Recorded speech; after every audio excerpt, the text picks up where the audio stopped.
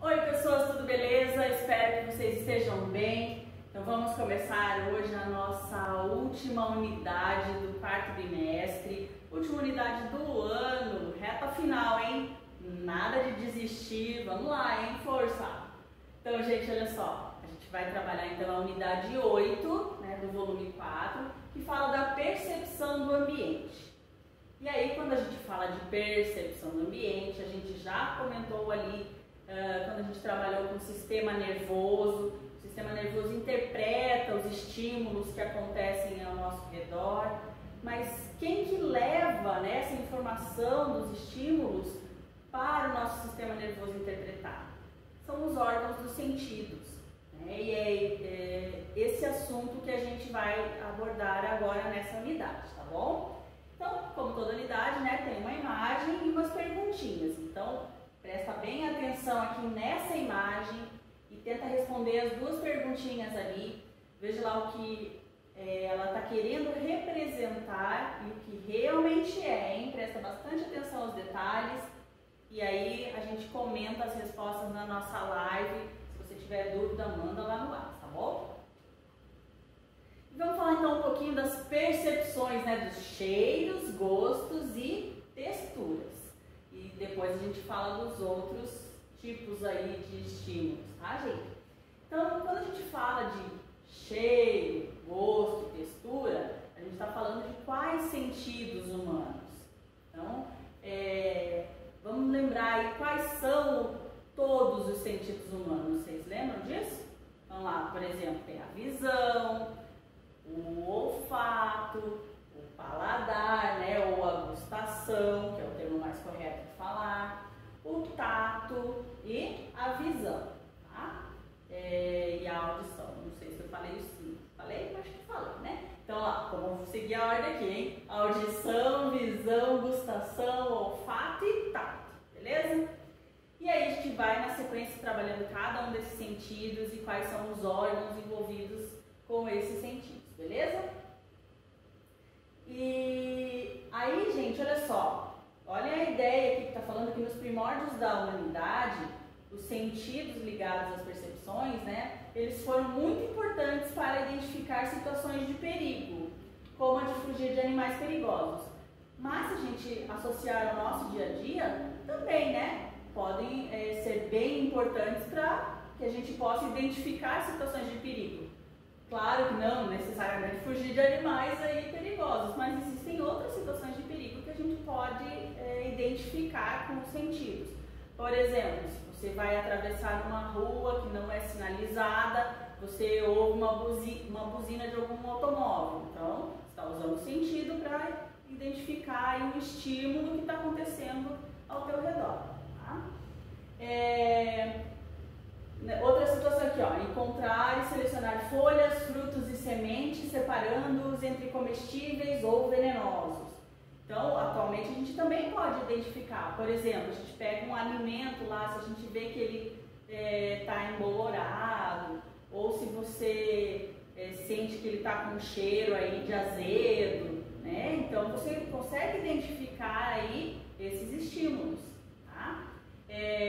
Ou você, por exemplo, você consegue ver na embalagem se esse alimento está vencido, passou já do prazo da validade ou não. Tem várias situações aí que dá para utilizar os sentidos relacionados à alimentação, né? De repente você olha aquela comida lá, meio uma gororoba lá, você fala assim, isso aí não tá com uma cara boa não. Então, às vezes você nem experimentou, mas já só de olhar já não gostou da ideia de se alimentar daquele prato, né? Então, tem várias situações aí. Ou, por exemplo, lá, com relação a superfícies, lá identificar superfícies que são muito quentes e daí não encostar, né, para não se queimar. Ou pontiagudas, né, uma agulha, um alfinete. Então, através do tato, você consegue identificar aí, para não se machucar, tá? Ou visão, né? Você já olha ali e já vê que tá, não vou pôr a mão lá. Então, tem essas situações, tá, gente? E aí a gente não pode deixar de identificar também que as percepções do ambiente estão ligadas às emoções. Por quê? Porque o nosso memórias. Então é essa a ideia. Toda vez que a gente sente um cheiro aí, lembra, associa com alguma outra coisa, né? Então a memória aí, por exemplo, a memória olfativa, né?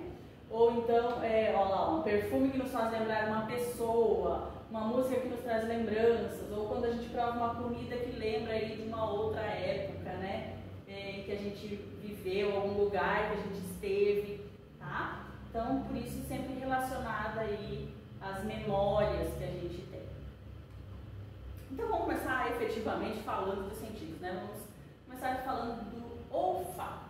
Então, o olfato, o órgão responsável pelo olfato é o nariz.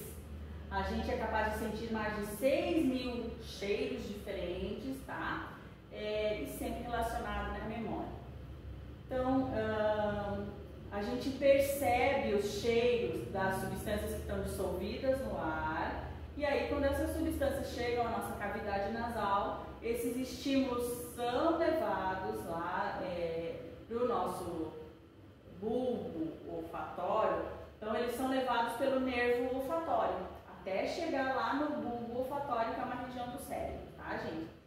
E aí, como que chega isso até o cérebro? Pelo impulso nervoso. Lembra lá que a gente estudou o impulso nervoso?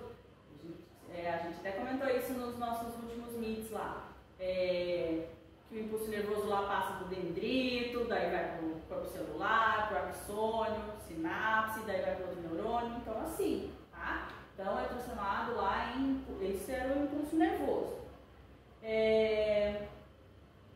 E aí, o que acontece? No bulbo olfatório, acontece a interpretação desse impulso nervoso, tá? Então o estímulo lá é levado até o bulbo olfatório e é interpretado e relacionado à nossa memória olfativa, tá? Isso aqui é bem importante, olha só. A temperatura e a umidade podem influenciar na liberação de substâncias aromáticas pelo ar. E aí a gente tem uma situação que é bem característica disso que está falando aqui, né? Por exemplo, um bolo assado, aquele cheiro de bolo de chocolate, ô delícia, hein? Então, olha só. Por quê? Porque quando ele está assando lá, ou quando termina de assar, a temperatura está influenciando aí na liberação dos odores no ar, tá? E quando o bolo já está frio, não é tão evidente aí o cheiro do bolo de chocolate, mas tem, né? Um cheiro muito bom. Enfim, gente, então lá, a temperatura aqui influenciando na liberação dos odores no ar. E aí, no livro didático de vocês, tem essa imagem, tá? Mostrando então, por exemplo, na cavidade nasal ali, então as substâncias estão entrando ali na cavidade nasal, né? E como que esse estímulo vai lá para o bulbo olfatório? Então, tem as células olfatórias ali, né? E aí tem também o nervo olfatório, e através do nervo olfatório que vai chegar lá no bulbo, beleza? Então, identificando ali essas estruturas relacionadas